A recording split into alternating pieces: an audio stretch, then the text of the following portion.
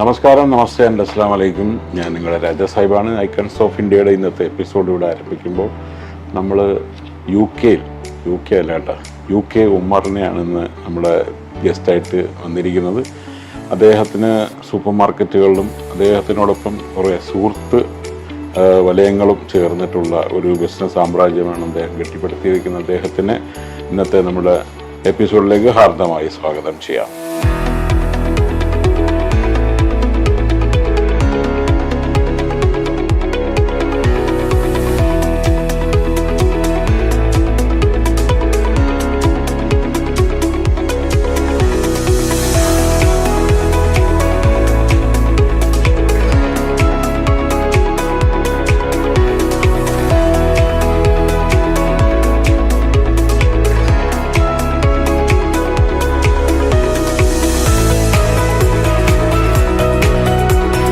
അസ്സലാമലൈക്കും. ഉമർ റളിയല്ലാഹു അൻഹുവിൻ്റെ പേര് തീർച്ചയായിട്ടും ഈ സമീക ട്രെയിനിങ് കമ്പനിയിലേക്ക് ഇപ്പം ശരിക്കും ഏകദേശം വളരെ 25 വർഷത്തിന്റെ നിറവിലിങ്ങനെ നിൽക്കുന്ന ഒരു അവസ്ഥയിലേക്ക് എത്തിയിരിക്കുകയാണ് അല്ലേ? അപ്പം മാർക്കറ്റ്സുകൾ ഇപ്പം ഇതുപോലെ എത്രണ്ണം ചെയ്യുന്നുണ്ട്? നമുക്കിപ്പോ 8ാമത്തെ ബ്രാഞ്ചാണ് ഞങ്ങൾ കഴിഞ്ഞ ദിവസം കഴിഞ്ഞ ആഴ്ചയിൽ ഉദ്ഘാടനം ചെയ്തത്. പ്രദേശത്താണ് അതിന്റെ ഉദ്ഘാടനം കഴിഞ്ഞത്. അത് ശരി. അത് ഗംഭീര പരിപാടിയൊക്കെ ആയിരുന്നോ? ഒരു സോഫ്റ്റ് ഓപ്പണിംഗ് ആയിരുന്നു, എന്നാലും കുഴപ്പമില്ലായിരുന്നു. അപ്പൊ 8ാമത്തെ ഇതുപോലെ സമീക മാർക്കറ്റ്സ് തന്നെയാണ് പേര് കൊടുത്തിട്ടുള്ളത്. നമ്മൾ ഈ സാധനങ്ങളൊക്കെ ഈ പറഞ്ഞ പോലെ പുറത്തുനിന്ന് വരുത്തുന്ന സാധനങ്ങളാണോ, അല്ലെങ്കിൽ നമ്മുടേതായ എന്തെങ്കിലും പ്രോഡക്റ്റ് നമ്മുടെ പേര് സമീകയുടെ പേരിൽ എന്തെങ്കിലും ഉണ്ടോ? സത്യത്തില് കറന്റ്ലി ഒരു ഞങ്ങളുടെ ഓൺ പ്രോഡക്റ്റ് എന്ന് പറഞ്ഞിട്ട് ഒന്നുമില്ല.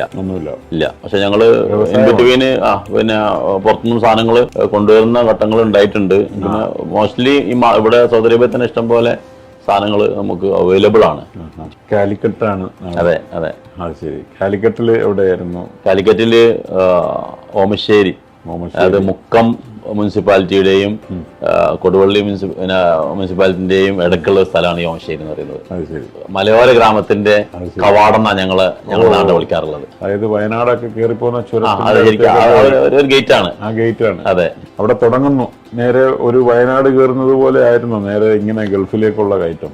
90s ഒക്കെ നമുക്കറിയാലോ. പിന്നെ യുദ്ധമൊക്കെ കഴിഞ്ഞ് നമ്മളെ നാട്ടില് സാമ്പത്തികമായിട്ട് വലിയ ക്രൈസിസ് ഉള്ള സമയത്ത് തന്നെ ഗൾഫ് പോയ ആളുകളുടെ കാര്യത്തിലും വലിയ ആശങ്കയിലായിരുന്നു നമ്മുടെ നാട്ടിലുള്ള ആൾക്കാർ. എല്ലാ ഗൾഫ് നാടുകളിലും അതൊരു വ്യാപകമായിട്ട് പടർന്നുകൊണ്ടിരുന്ന ഒരു സമയമാണ്. എന്നിട്ട് ആ ഒരു ടൈം കഴിഞ്ഞ് ഇവിടെ കയറി വന്നിട്ട് നമ്മൾ ആദ്യമായിട്ട് സത്യത്തില് ഞാന് വന്ന സമയത്ത് ഒരു കമ്പനിയില് അലൂമിനിയം ഫാബ്രിക്കേഷന്റെ ഒരു ഫേമില് ഒരു സൗദിയുടെ കീഴിലുള്ള റസ്തന്നൂർ എന്ന സ്ഥലത്ത് ജോലിക്ക് കയറിയതാണ്. പക്ഷെ ഞാൻ കയറി ഉടനെ തന്നെ എനിക്ക് ഭയങ്കര ഒരു തീരുമാനം എന്താണെന്ന് വെച്ച് കഴിഞ്ഞാൽ വളരെ പെട്ടെന്ന് തന്നെ ഇവിടുത്തെ ഏറ്റവും നല്ല ഒരു വർക്കറായി മാറുക. കാരണം എനിക്ക് ഇവിടുത്തെ ഏറ്റവും നല്ല ഹൈ പോസ്റ്റിൽ എത്തണം. ചിന്തിച്ചു. അതെ, ആ ഒരു ടാർഗറ്റ് എന്റെ മനസ്സിലുണ്ടായിരുന്നു. അപ്പൊ ഞാൻ അതിനെ ടാർഗറ്റ് ചെയ്തു. ഞാനൊരു 6-7 മാസം കൊണ്ട് അവിടുത്തെ സീനിയർ ആയിട്ടുള്ള ആളുകൾ ജോലി ചെയ്യുന്ന ജോലികൾ ഞാൻ ചെയ്യാൻ തുടങ്ങി. പോസ്റ്റിൽ എത്തിയിട്ടില്ല. അപ്പൊ ആ സമയത്ത് അങ്ങനെ ചെയ്തപ്പോ പിന്നെ സ്വാഭാവികമായിട്ടും എനിക്ക് എന്റെ സാലറിയിലുള്ള ഒരു ചേഞ്ചസ് വരണമല്ലോ. ഞാൻ അതിന് വേണ്ടിയാണ് അതൊക്കെ ചെയ്യുന്നത്. ഞാൻ എന്റെ ടാർഗറ്റ് അതല്ലേ. പക്ഷേ അപ്ഗ്രേഡ് ചെയ്തുകൊണ്ടിരിക്കണം. അതെ. പക്ഷെ അൺഫോർച്ചുനേറ്റ്ലി നമ്മളെ സ്പോൺസർ ചെയ്യുന്ന അല്ലെങ്കിൽ ആ സമയത്ത് അവർക്ക് അത് നിരസിക്കുന്ന ഒരു സാഹചര്യം ഉണ്ടായി. അതാണ് എന്റെ ടേണിംഗ് പോയിന്റ്. അവിടെ നിന്നാണ് നമ്മൾ തുടങ്ങുന്നത്. അവസാനിപ്പിച്ചെടുത്ത് നമ്മൾ തുടങ്ങുകയാണ്.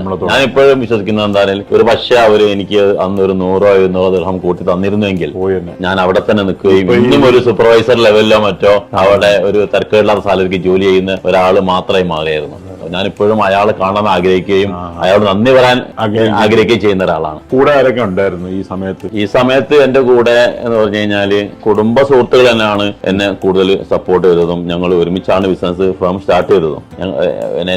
എന്റെ പ്രായത്തോട് തൊട്ടടുത്തുള്ള എന്റെ അയൽവാസികളാണ് അവര്. പിന്നെ എന്റെ അനിയനുണ്ട്, പിന്നെ എന്റെ കസിൻ ബ്രദേഴ്സാണ് അഹമ്മദ് കുട്ടി, അബ്ദുസലാം, ഇവരൊക്കെ തന്നെയാണ്. ഇപ്പോഴും ഞങ്ങൾ ഒരുമിച്ചാണ്. ഇത്രയും വർഷം വർഷങ്ങളായിട്ടും നമ്മുടെ ഈ ബിസിനസ് ബിസിനസ്സിൽ പാർട്ട്നേഴ്സ് ആയിട്ട് പാർട്ട്നേഴ്സ് ആണ്.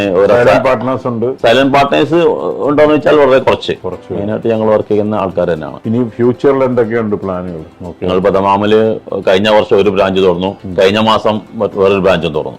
അത് ഞങ്ങൾ മെയിനായിട്ട് ചെയ്യുന്നത് ബിസിനസ് സെറ്റപ്പ്. ഇപ്പോൾ സൗദി അറേബ്യയിൽ ഇപ്പം വിഷൻ 2030 ഭാഗമായിട്ട് പിന്നെ ഒരുപാട് ഓപ്പർച്യൂണിറ്റി അവിടെ ഉള്ളത്. ഈ ഓപ്പർച്യൂണിറ്റീസിലേക്ക് പ്രത്യേകിച്ച് മലയാളികൾക്ക് ഒക്കെ ചെയ്യാൻ പറ്റാവുന്ന ഒരുപാട് സാധ്യതകളുള്ള മേഖലയിലേക്ക് ആളുകളെ ഗൈഡ് ചെയ്യുകയും ആവശ്യമുള്ള ലീഗലൈസ് അവർക്ക് പിന്നെ ലൈസൻസിങ് എന്ന പോലുള്ള എല്ലാ കാര്യങ്ങളും ഞങ്ങൾ വളരെ സോഫ്റ്റ് ആയിട്ട് വളരെ കുറഞ്ഞ ചെലവിൽ ഞങ്ങൾ ചെയ്തു കൊടുക്കുന്നു. വളരെ ഫാസ്റ്റ് ആയിട്ട് ഞങ്ങൾക്ക് അതിനുള്ള കണക്ഷനും ബന്ധങ്ങളും എക്സ്പേർട്സും നിലവിൽ ഉണ്ട്. ഇതാണ് വേണ്ട ബിസിനസ് പഠിച്ചിട്ടുള്ള ആൾക്കാരെ ബേസ് ചെയ്തിട്ടാണോ അതിനൊക്കെ? ഇല്ല, ഇപ്പൊ സൗദിയിൽ 2030 വിഷന്റെ ഭാഗമായിട്ട് ഇവിടെ ഗവൺമെന്റ് ഇപ്പൊ കുറച്ചും കൂടെ ഫ്രണ്ട്ലി ആണ് ബിസിനസ് ചെയ്യുന്ന ആളുകൾക്ക്. അപ്പോൾ വിദേശ രാജ്യങ്ങളിൽ കമ്പനികളുള്ള ആളുകൾക്ക് ഇവിടെ വന്ന് പിന്നെ പുതിയ കമ്പനികളിൽ ഷെയർ വാങ്ങുകയോ പുതിയ കമ്പനി തുടങ്ങുകയോ ചെയ്യാം. ട്രേഡിംഗ് ആണെങ്കിലും സർവീസ് ആണെങ്കിലും പുതിയ ഓപ്പർച്യൂണിറ്റീസ് പുതിയ ആൾക്കാർക്കൊക്കെ വന്ന് ഇറങ്ങിക്കഴിഞ്ഞാൽ അവർക്ക് കുതിച്ചു വരാൻ പറ്റുന്ന രീതിയിലുള്ള ഓപ്പർച്യൂണിറ്റീസ് തീർച്ചയായിട്ടും. അപ്പൊ ഏതൊക്കെ ബിസിനസ്സുകൾക്കാണ് സാധ്യതയുള്ളത്? ഇവിടെ സർവീസ് സെക്ടറിൽ ചെയ്യുകയാണെങ്കിൽ ഇഷ്ടം പോലെ സാധ്യതകളുണ്ട്. സർവീസ് സെക്ടറാണ് കുറച്ചും കൂടെ ഈസി ആയിട്ട് ആളുകൾക്ക് വന്ന് ചെയ്യാൻ ഈസി. കാരണം അതിന് വലിയ എമൗണ്ട് ഒന്നും നാട്ടിൽ നിന്ന് കൊണ്ടുവരേണ്ട ആവശ്യമില്ല. അപ്പൊ നാട്ടിൽ നിന്ന് ഇപ്പൊ ഇന്ത്യ അടുത്തുള്ള രാജ്യങ്ങളിലൊക്കെ പഴയ കമ്പനികൾ ഇല്ലാത്ത കമ്പനികളുള്ള ആൾക്ക് ഇപ്പൊ നിങ്ങൾക്ക് ഒരു ബിസിനസ് തുടങ്ങണമെങ്കിൽ നിങ്ങൾക്ക് കമ്പനി ഇല്ല നാട്ടിൽ, അല്ലെങ്കിൽ വിദേശ രാജ്യത്തില്ല. സൗദി നിയമപ്രകാരം വിദേശത്തുള്ള ഒരു കമ്പനിക്ക് മാത്രമേ ഇവിടെ വന്ന് ബിസിനസ് തുടങ്ങാൻ പറ്റൂ, ഒരു വ്യക്തിക്ക് പറ്റില്ല. വ്യക്തിക്ക് പറ്റുക എന്നുള്ളത് വേറൊരു സിസ്റ്റം. സർവീസ് സെക്ടറിലുള്ളവർക്ക് അപ്പൊ എന്തെങ്കിലും ഒരു കമ്പനി ഇപ്പൊ നാട്ടിൽ ഇപ്പൊ പഴയ കമ്പനികൾക്ക് ഇഷ്ടം പോലെ ചെറിയ പൈസ വാങ്ങാൻ കിട്ടും. നമ്മളെ പേരിലോട്ട് ആ കമ്പനി വാങ്ങുക, എന്നിട്ട് ഇവിടെ വന്ന് ബിസിനസ് ചെയ്യുക. ഓപ്പർച്യൂണിറ്റീസ് എന്ന് പറഞ്ഞു കഴിഞ്ഞാല് ഇപ്പൊ ഓരോരുത്തർക്കും ഓരോരോ രുചിയായിരിക്കും. അപ്പൊ നിങ്ങൾക്ക് താല്പര്യമുള്ള ഒരു സെക്ടർ എന്താണ് എന്ന് ഇപ്പൊ നമ്മൾ പോലുള്ള ഒരുപാട് ഫേമുകൾ ഇവിടെ ഉണ്ട്. പിന്നെ ഞങ്ങളെ എക്സ്പേർട്ടുമായിരുന്നു സംസാരിച്ചു കഴിഞ്ഞാൽ കറക്റ്റ് ഗൈഡൻസ് കിട്ടും. ഏത് സെക്ടറിലാണ് നിങ്ങൾ പോകേണ്ടത്, അതിന് എന്തൊക്കെയാണ് പോരായ്മകൾ ഉള്ളത്, അതിന് എന്തൊക്കെയാണ് ആവശ്യങ്ങൾ ഉള്ളത് എന്ന് മനസ്സിലാക്കി തരാൻ കഴിവുള്ള ടീമുണ്ട് നമ്മളെ കൂടെ ഉണ്ട്. നമ്മളെ നാടും വളർച്ചന്റെ പാത തന്നെ ആണെങ്കിൽ പോലും സൗദിയിൽ അത്രയും സ്പീഡിൽ ഗ്രോത്ത് ഉള്ള വേറൊരു രാജ്യം ഒരു പക്ഷേ വേൾഡിൽ തന്നെ എടുക്കാനില്ല എന്നുള്ള അഭിപ്രായക്കാരനാണ് ഞാൻ. അത്രയും ഈ വിഷനിലത്ത് നമുക്ക് മനസ്സിലാക്കാം. ഇപ്പൊ തന്നെ പണികൾ പലയിടത്തും തുടങ്ങി. അതെ പല ഭാഗത്തും നല്ല ചേഞ്ച് ഓവറുകൾ നമുക്ക് ഇവിടെ കാണാൻ സാധിച്ചു. തീർച്ചയായിട്ടും. മുഹമ്മദ് ബിൻ സൽമാൻ ആണ് ഇപ്പൊ ഇവിടുത്തെ സൂപ്പർ ഹീറോ എന്ന് പറയാം. അപ്പൊ ക്രൗൺ പ്രിൻസ്. അപ്പൊ അദ്ദേഹം കൊണ്ടുവന്ന വിഷൻ എന്ന് പറഞ്ഞു കഴിഞ്ഞാല് പ്രത്യേകിച്ച് ഇന്ത്യക്കാർക്ക് വളരെ ഫ്രണ്ട്ലി ആയിട്ടുള്ള ബിസിനസ് ചെയ്യാൻ സൗകര്യമുള്ള ഒരു സംവിധാനം അവിടെ ഒരുക്കിയിട്ടുള്ളത്. കാരണം അത് നമ്മൾ ഉപയോഗപ്പെടുത്തണം. അങ്ങനെ ഉണ്ടല്ലോ നമ്മളെ ഇപ്പോഴത്തെ പുതിയ തലമുറ ഫണ്ട് ഉണ്ടായിട്ടും പിന്നെ എവിടെയെങ്കിലും ഒക്കെ ആവശ്യമില്ലാതെ കറങ്ങി നടക്കുന്നതിന് പകരം സൗദിയിലേക്ക് വരണം. 30 വർഷം എക്സ്പീരിയൻസ് ഉള്ള എന്നെ പോലുള്ള ആള് പറയാം നിങ്ങൾ സൗദിയിലേക്ക് വാ. ഫാമിലിയിലേക്ക് വരികയാണെന്നുണ്ടെങ്കിൽ നാട്ടില് ഉപ്പട പിന്നെ പുള്ളി എന്തെങ്കിലും വ്യവസായത്തിലായിരുന്നു അല്ലെങ്കിൽ എന്തൊക്കെയായിരുന്നു? ഉപ്പ സ്വാഭാവികമായിട്ടും പഴയ കച്ചവടക്കാരനായിരുന്നു. പണ്ടത്തെ പലചരക്ക് കച്ചവടം എന്റെ ചെറുപ്പം മുതലേ. കൃഷിയും എന്നാലും കൃഷി ഫാമിലിയാണ്, ഒരു കർഷക ഫാമിലിയാണ്. എന്നിരുന്നാലും ഉപ്പന്റെ ഒരു ലൈന് ഈ ഒരു കച്ചവടത്തിലായിരുന്നു എന്നുള്ളതാണ്. അതിന് നമ്മള് ഈ ഒരു വളർച്ച സംഭവങ്ങൾ വരുമ്പോഴേ പിന്നെ നമുക്ക് ജീവിതത്തിൽ ഒരു സ്മരണ ഉണ്ടാവും. ആരോടൊക്കെ ഉണ്ടാവും ആ സ്മരണകൾ? പാപ്പ, ഉമ്മ, അല്ലെങ്കിൽ ഗുരുക്കന്മാര്, സുഹൃത്തുക്കള്, ആരോടൊക്കെ ആയിരിക്കും നമുക്കൊരു കമ്മിറ്റ്മെന്റ് ഉള്ളത്? കമ്മിറ്റ്മെന്റ് തീർച്ചയായിട്ടും പാരന്റ്സ് ഉപ്പയും ഉമ്മയും രണ്ടാളും ഭയങ്കര ബോൾഡായിട്ട് പിന്നെ നമ്മളെ പ്രാർത്ഥനയും സപ്പോർട്ടും എപ്പോഴും നമ്മളെ കൂടെ ഉണ്ട്. അവര് നമ്മളെവിടെ പോയി കഴിഞ്ഞാലും ആ ഒരു ടച്ച്, ആ ഒരു ലൈന് പിന്നെ മുറിയാതെ എങ്ങനെ മനസ്സിൽ എപ്പോഴും അവർക്ക് ഇങ്ങോട്ടും നമുക്ക് അങ്ങോട്ടും ഉണ്ട്. ഉപ്പന്റെ സഹോദരന്മാര്, സഹോദരി, അതുപോലെ പിന്നെ ഉമ്മന്റെ ഈ പറഞ്ഞ അമ്മാവന്മാര്. പേരും കൂടെ പറയാം. എനിക്ക് ഉപ്പ 6 സഹോദരന്മാര്. ഉപ്പയുടെ പേര് ഉപ്പ UK മുഹമ്മദാജി. UK ഉണ്ട് അതിനകത്ത്. പിന്നെ ഉപ്പന്റെ അഞ്ചന്മാര് UK Abu, Unnimoyi, Hussain, Abdulla. UK full form കൂടെ ഒന്ന് പറഞ്ഞാൽ നല്ല. അത് ഉരുളൻ കുന്നുമ്മൽ എന്നാണ് അതിന്റെ ഫുൾ ഫോം. വല്യപ്പ ആദ്യം താമസിച്ച സ്ഥലത്തിന്റെ പേരാണ് ഉരുളൻ കുന്നുമ്മൽ. പിന്നെ വൈഫ്, മക്കള്? അതെ, ഞാൻ കല്യാണം കഴിച്ചിട്ടിപ്പോ അതിലും ഒരു 2.5 പതിറ്റാണ്ടിന്റെ ചരിത്രമുണ്ട്. സിൽവർ ജൂബിലി ഞങ്ങൾ ആഘോഷിച്ചു ഈ കഴിഞ്ഞ മാസം കല്യാണം കഴിഞ്ഞ്. എൻ്റെ 25ാം വാർഷികം. വൈഫിന്റെ ഒരു പിന്തുണ എപ്പോഴും ഉണ്ടാവും. ബോൾഡായിട്ട് ബിസിനസ് കാര്യത്തിലല്ല എപ്പോഴും ബിസിനസ് കാര്യത്തിൽ അല്ലെങ്കിൽ പോലും ഒരു മാനസികമായ സപ്പോർട്ടും ബാക്ക്ബോണായിട്ട് നമ്മളെ കൂടെ ഉണ്ട്. നാല് കുട്ടികളാണ്. മൂത്ത മകനാണ് ഇപ്പൊ ഡൽഹി യൂണിവേഴ്സിറ്റിയിൽ നിന്ന് BA എക്കോണമിക്സ് ഡിഗ്രി കഴിഞ്ഞ് നിൽക്കുകയാണ്. ഇപ്പൊ ക്യാറ്റ് എൻട്രൻസ് കഴിഞ്ഞു. 95% അച്ചീവ് ചെയ്തു. മിനിയാന്ന റിസൾട്ട് വന്നത്. അപ്പം പിന്നെ ഏതെങ്കിലും IIM-ൽ ജോയിൻ ചെയ്യാന്നുള്ള ആഗ്രഹത്തിലുള്ളത്. മകള് ചെന്നൈ BTech-ന് വേണ്ടിയിട്ട് VIT-ൽ പഠിക്കുകയാണ്. ഇപ്പൊ രണ്ടുപേരും ഇവിടെ ഉണ്ട്. പഠിച്ചുകൊണ്ടിരിക്കുകയാണ്. ഇപ്പൊ ഒരു വിസിറ്റിങ്ങിന് സ്കൂളൊക്കെ കഴിഞ്ഞ് പിന്നെ സമ്മ കഴിഞ്ഞ് ജസ്റ്റ് കയറിയതാണ്. ഇവിടെ ഉണ്ട് എന്റെ കൂടെ. പിന്നെ 2 പേര്, ഒരു മകളും പിന്നെ 4ാമത്തെ മകനുമാണ്. 4 പേരാണ്. ഹാർഡ് വർക്കിൽ നിന്നും സ്മാർട്ട് വർക്കിലേക്ക് മാറിയ കാലമാണ്. അതെ. അപ്പൊ ഈ പറഞ്ഞ പോലെ ഹാർഡ് വർക്കാണോ അതോ സ്മാർട്ട് വർക്കാണോ ഇതിൽ ഏറ്റവും ഉചിതം എന്ന് തോന്നുന്നു? ഇതില് ഉചിതത്തിനേക്കാൾ ഉപരി പ്രാക്ടിക്കലാണ് ഞാൻ പറയുന്നത്. AI ഒരു ആർട്ടിഫിഷ്യൽ ഇന്റലിജൻസിന്റെ കാലം വരികയാണല്ലോ. ഈ ഒരു കാലഘട്ടത്തിൽ നമ്മൾ ഉചിതത്തെ മാത്രം നോക്കിയൊരു കാര്യമല്ല. പ്രാക്ടിക്കൽ എന്താണ്, നമ്മൾ എവിടെയാണ് വിജയിക്കാൻ പോകുന്നത്, എവിടെയാണ് നമ്മളെ ഓപ്പർച്യൂണിറ്റി എന്ന് മനസ്സിലാക്കി അതിൽ നമ്മൾ ഫോക്കസ് ചെയ്തിട്ടില്ലെങ്കിൽ നമ്മൾ പിന്തള്ളപ്പെട്ടു പോകും. അപ്പോൾ നമ്മൾ ഭയങ്കര അലേർട്ടായി നിൽക്കേണ്ട ഒരു കാലഘട്ടമാണ് വരുന്നത്. അപ്പോൾ നമ്മുടെ ഫ്യൂച്ചറിലുള്ള പുതിയ ബിസിനസ്സുകാർക്ക് ഇതുപോലെ വരാൻ പോകുന്ന പല ബിസിനസ് സാമ്രാജ്യങ്ങളിലേക്ക് ഉറ്റുനോക്കുന്ന പുതിയ തലമുറക്കാരുണ്ടാകും. അവർക്ക് കൊടുക്കാനായിട്ടുള്ളൊരു വിജയമന്ത്രം എന്താണ് ഒമറിൻ്റെ?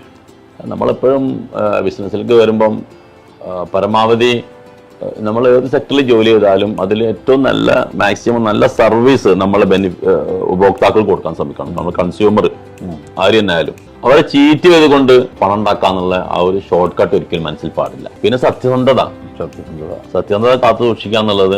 അപ്പൊ നമ്മളെപ്പോഴും പറയാ നെയ്യത്ത് നന്നാവുക എന്നുള്ള ഒരു വിഷയം. അതിന് എന്താണ് വല്ലാത്ത നമ്മൾ കരുതൽ, നമ്മുടെ മനസ്സിലുള്ള ഉദ്ദേശ ശുദ്ധി ഉണ്ടല്ലോ, അത് നമ്മൾ നന്നാക്കാത്തോളം കാലം നമുക്ക് എവിടെയും വിജയിക്കാൻ സാധിക്കില്ല. അത് നന്നാക്കി മുന്നോട്ട് പോകുക. ക്ലിയർ കട്ട് ആയിരിക്കണം വിഷൻ അല്ലേ? ട്രാൻസ്പെറൻസി. അങ്ങനെയാണെങ്കിൽ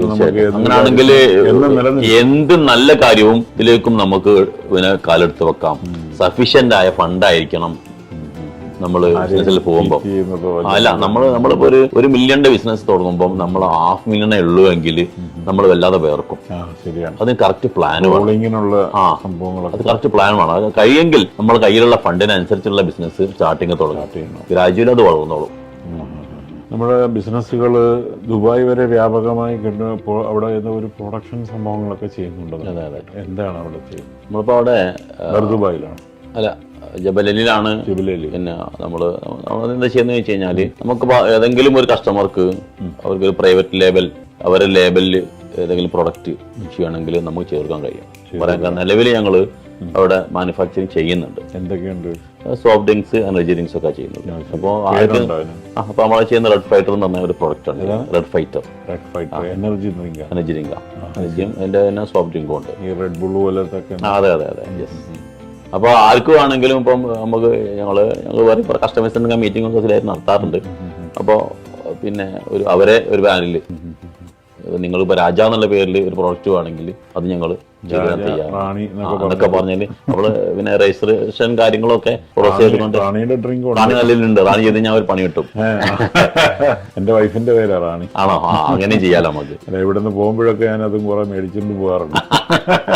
പുള്ളിക്കാരത്തി ഒന്ന് ഹാപ്പി ആയിക്കോട്ടെ. ഇതില്ലേ പുള്ളിയുടെ പേരിൽ ഇവിടെ ഉണ്ടെന്ന് മനസ്സിലാക്കാം. അല്ല, ഞാൻ ആ റാണിയുടെ ഇതിലേക്ക് വരികയാണെന്നുണ്ടെങ്കിൽ ആ ഡ്രിങ്കിനകത്താണ് ആദ്യം ഞാൻ മറ്റേ ക്യൂബ്സുകളൊക്കെ ആയിട്ട് ആ ഡ്രിങ്ക്സിനകത്തെ ചെറിയ ക്യൂബ്സ്, മാംഗോ, അതുപോലെ പീച്ചിന്റെ ഒക്കെ ക്യൂബ്സുകൾ അതിനകത്ത് കിടക്കുന്നത് ഞാൻ കണ്ടത്. അപ്പം ഇത് എനർജി ഡ്രിങ്ക് പ്രൊഡ്യൂസ്, അതിപ്പോ ആർക്ക് ഏത് പേരിൽ വേണമെന്ന് നമ്മൾ വെച്ചാൽ അവൈലബിൾ ആയ ഓരോരോ എക്കോണമിയുടെ സൈറ്റിൽ ഉണ്ടാവും ഏതൊക്കെ പേരുകൾ നമുക്ക് കിട്ടുന്നുള്ളത്. പേരിൽ നമുക്ക് രജിസ്റ്റർ ചെയ്ത് കഴിഞ്ഞാൽ ആ പേരിൽ നമുക്ക് എന്ത് പ്രൊഡക്റ്റ് വേണമെങ്കിലും അടിച്ചു കൊടുക്കാൻ പറ്റും. അതൊരു വലിയ ഫോമാണ്. വലിയ ഫോമാണ്. ഉള്ളത് ബറ എന്ന് പറഞ്ഞത് ജനറൽ സർവീസ് ആണ്. ബറ ഈ സർവീസസ്, ബറ ഗ്ലോബൽ. പിന്നെ അതിനകത്ത് ഈ പറഞ്ഞ രീതിയിലുള്ള എല്ലാ ജനറൽ സർവീസുകളും, ബിസിനസ് സെറ്റപ്പ്, അതുപോലെ 300+ ലാംഗ്വേജസ് ഞങ്ങൾ ട്രാൻസ്ലേറ്റ് ചെയ്യുന്നുണ്ട്. നല്ല ടീം ഞങ്ങളുടെ കയ്യിലുണ്ട്. പിന്നെ അതുപോലെ പിന്നെ ഇവിടുത്തെ ലൈസൻസിങ്, ഇന്റർനാഷണൽ ലൈസൻസ്, പിന്നെ ട്രേഡ് ലൈസൻസ്, ഇത് വേണ്ട എല്ലാ ലീഗൽ കാര്യങ്ങളും ഞങ്ങൾ ഹാൻഡിൽ ചെയ്യുന്നു. സെക്ടർ ഉണ്ട്. അങ്ങനെ 2 ഓഫീസുകൾ ദമാമിലാണ്. 2 ഓഫീസുകൾ നമ്മൾ നിലവിൽ വർക്ക് ചെയ്യുന്നുണ്ട്. സമീക മാർക്കറ്റ്സിന്റെ വളർച്ചയ്ക്ക്, അതായത് ട്രേഡിംഗ് കമ്പനിയുടെ വളർച്ചയ്ക്ക് ഒരുപാട് സഹായിച്ചതായി ഉമർ അദ്ദേഹത്തിന്റെ എക്സ്പീരിയൻസുകളെല്ലാം നമുക്ക് ഷെയർ ചെയ്തു. ഫ്യൂച്ചറിലുള്ള ഓരോരുത്തർക്കും എന്തൊക്കെ ചെയ്യണം അല്ലെങ്കിൽ എങ്ങനെയായിരിക്കണം നമ്മുടെ ഒരു ബിസിനസ് കൺസെപ്റ്റ് എന്നുള്ളതിനെ കുറിച്ചുമൊക്കെ നമുക്ക് വളരെ വിശാലമായ രീതിയിലുള്ള ഒരു സിമ്പിൾ എക്സാമ്പിൾസ് നമുക്ക് തന്നു കഴിഞ്ഞു. സത്യസന്ധതയ്ക്കും അത് അത്തരം കാര്യങ്ങൾക്കും ചെയ്യുന്ന പ്രവൃത്തി സത്യസന്ധമായി ചെയ്യുക, ആ കാര്യങ്ങൾ അതുപോലെ ചെയ്തുകൊണ്ടാണ് അദ്ദേഹത്തിന് ഈ ഒരു സിറ്റുവേഷനിൽ എത്താൻ സാധിച്ചത്. ഇന്ന് 8ാമത്തതും അതുപോലെ 25ാമത്തുമായുള്ള ആ ഒരു വർഷം പൂർത്തീകരിക്കാൻ സാധിച്ചത്. ജീവിതത്തിലും അദ്ദേഹം നല്ലൊരു വിജയം സക്സസും ആയിരിക്കട്ടെ. ഇനി മുന്നോട്ട് വർഷങ്ങൾ വിജയകരമായി പോകട്ടെ എന്ന് ഞാൻ ആശംസിക്കുന്നു. അത് വെരി ബെസ്റ്റ് പടച്ചവൻ ഹയറാക്കട്ടെ.